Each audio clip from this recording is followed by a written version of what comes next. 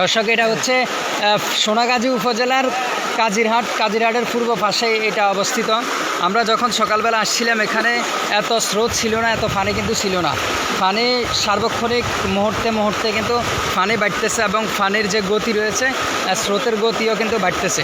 সবাই সতর্ক অবস্থানে থাকুন এবং নিকটতম আশ্রয়কেন্দ্রতে চলে যান যাবতীয় যে প্রয়োজনীয় জিনিসপত্র নিয়ে।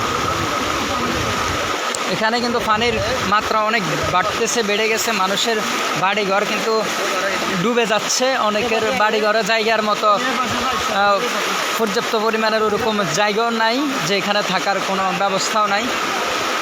মানুষের বাড়িঘর সব ডুবে গেছে। আপনারা সবাই সতর্ক হন। এই যে পানির অনেক স্রোত। আমরা সকালবেলা কিন্তু এত পানি ছিল না, এখন প্রচুর পানি। এই যে